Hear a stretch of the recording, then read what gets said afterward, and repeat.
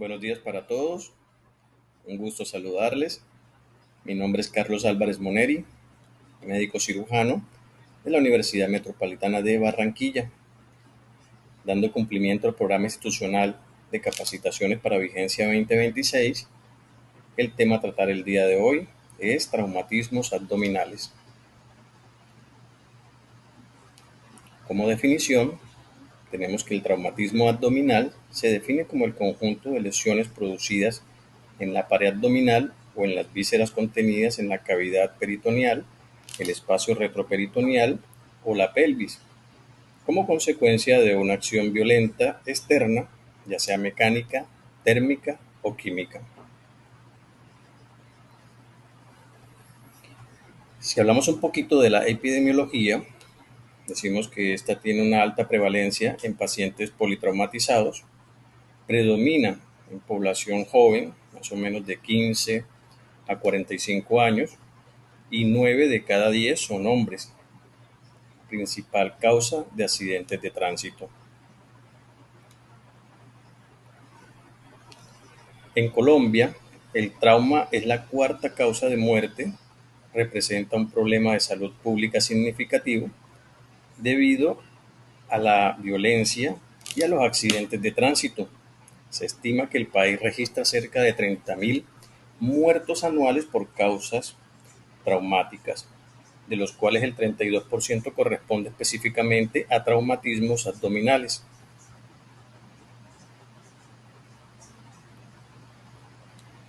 En tendencias recientes, el impacto de la violencia, los mecanismos causales más utilizados en violencia letal en Colombia siguen siendo los proyectiles de arma de fuego, seguido por armas cortopunzantes, lo que mantiene al trauma penetrante como una prioridad quirúrgica. También están los accidentes de tránsito, que han mostrado un aumento sostenido, consolidándose como la causa principal de trauma abdominal cerrado y lesiones de órganos sólidos en el país.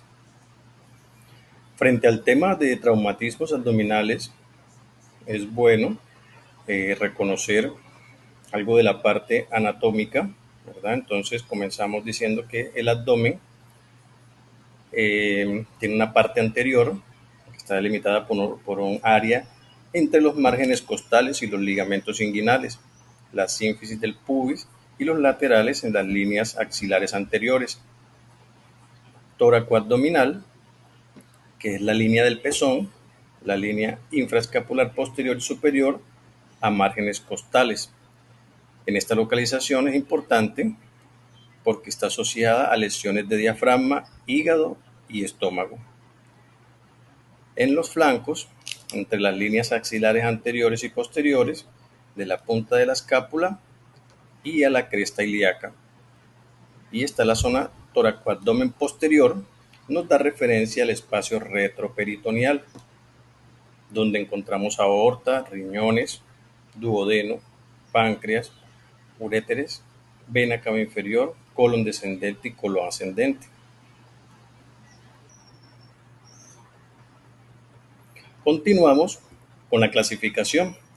La clasificación de traumatismos abdominopélvicos se clasifica en dos grandes grupos según la integridad de la piel: traumatismo abdominal cerrado o contuso. No existe solución de continuidad en la pared abdominal. Es común en accidentes de tráfico, caídas de alturas o golpes directos. El daño se produce por mecanismos de compresión o desaceleración. Traumatismo abdominal abierto o penetrante. Existe una herida que comunica el exterior con la cavidad abdominal. Generalmente es causado por armas blancas o de fuego. Se considera penetrante si atraviesa el peritoneo parietal. El riesgo principal de estas lesiones es el choque hipovolémico, ya sea por hemorragia de los órganos sólidos como el vaso o el hígado, o la sepsis por perforación de vísceras huecas como el intestino. A continuación tenemos unas imágenes para definir los mecanismos de lesión. Está el trauma contuso o trauma cerrado, que la mayoría de las veces es por golpe directo. Tenemos unos ejemplos como son los golpes con el volante, bicicleta o manubrio, las puertas, ¿verdad? Estos representan o presentan deformidad en los órganos, rotura de órganos, hemorragia y en ocasiones peritonitis. El otro mecanismo de lesión son los asociados a dispositivos de sujeción, como son el cinturón, el arnés y las bolsas de aire. Estas asociadas a dispositivos de sujeción están relacionadas con un 15% de hematoma retroperitoneal. Los órganos más afectados a la hora del mecanismo de lesión ocasionado por trauma contuso o cerrado es el vaso, que está en un porcentaje del 40 al 55%, seguido del hígado de un 35 a 45%, y luego el intestino delgado de un 5 al 15%.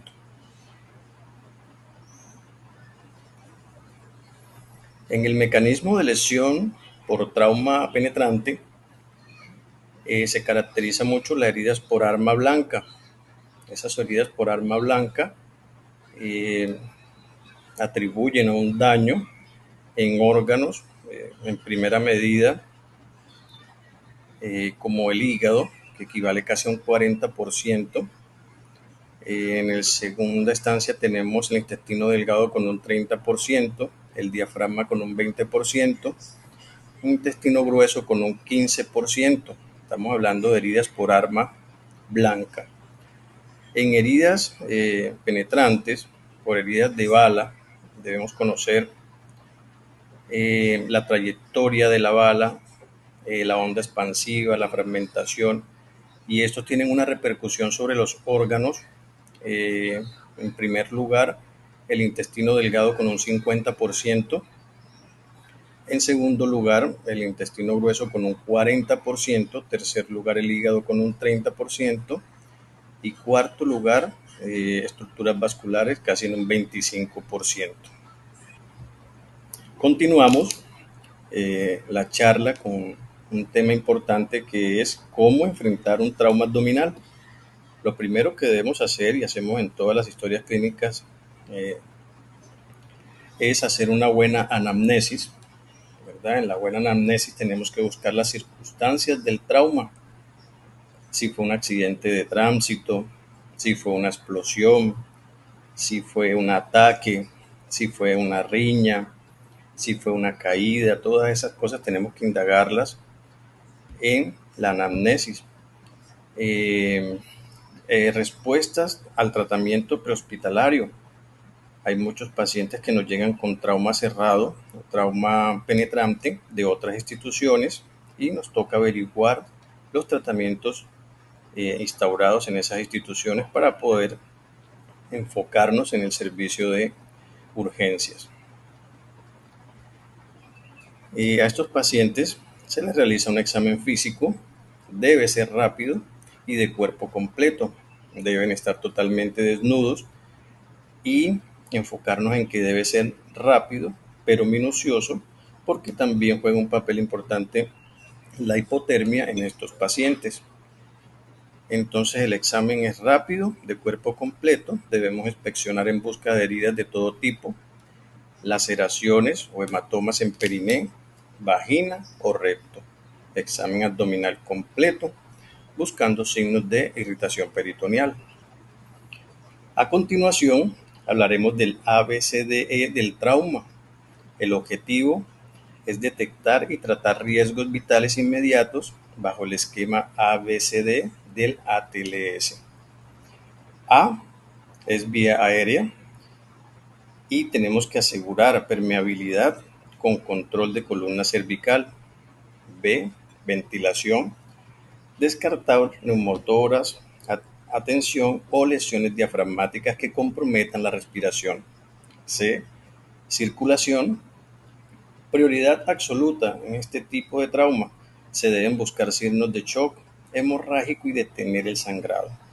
Canalizar 2 vías de alto flujo, ya sea con catéter 14 o 16, administración controlada de cristaloides 20 a 30 ml por kilogramo o hemoderivados según respuesta. D y E, déficit y exposición, evaluar estado neurológico y prevenir la triada de la muerte, hipotermia, acidosis y coagulopatía. Considerar el uso de sonda nasogástrica urinaria.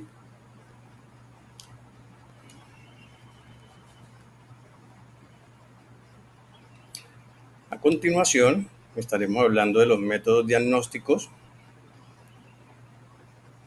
En este caso, hacemos uso de la ecografía FAS en la detención rápida de líquido libre, tomografía computarizada TAC con contraste en pacientes hemodinámicamente estables, radiografía simple de abdomen, también nos tiene cierta utilidad a la hora de traumatismos abdominales, ya sea penetrante por heridas de arma de fuego, para visualización de la columna o fracturas a nivel de la reja costal.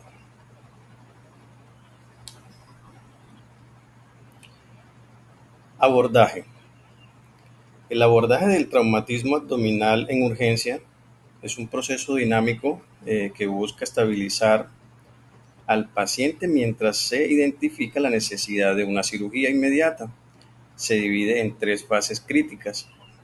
La primera es reanimación y estabilización. Esa es la prioridad C.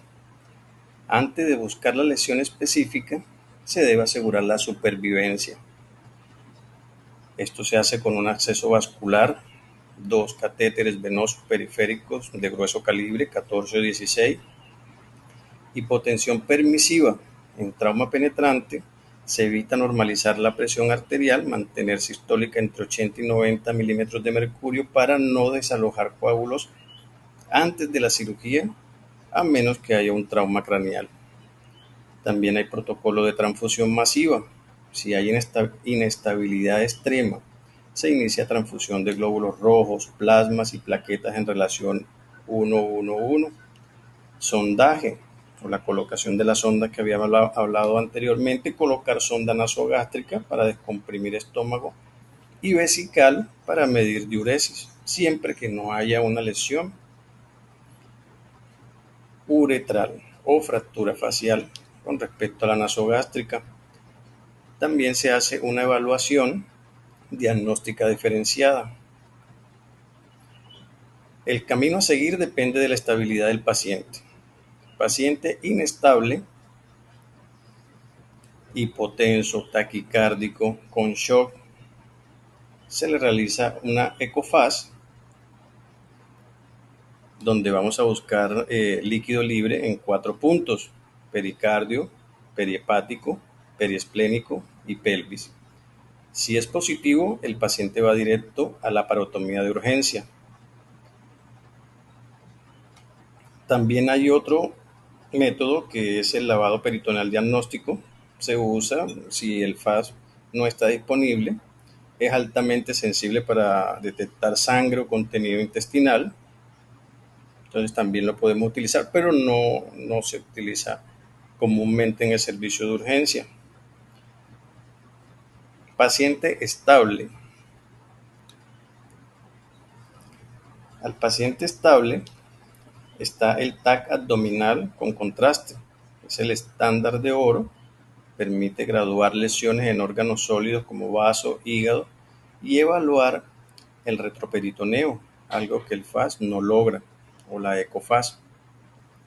Examen físico seriado, pues realizado por el mismo cirujano cada 2 o 4 horas para detectar signos de peritonitis de aparición tardía.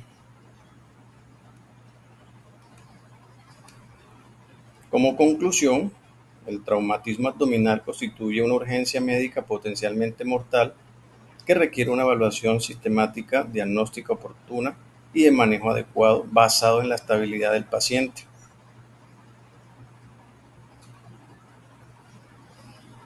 Muchas gracias.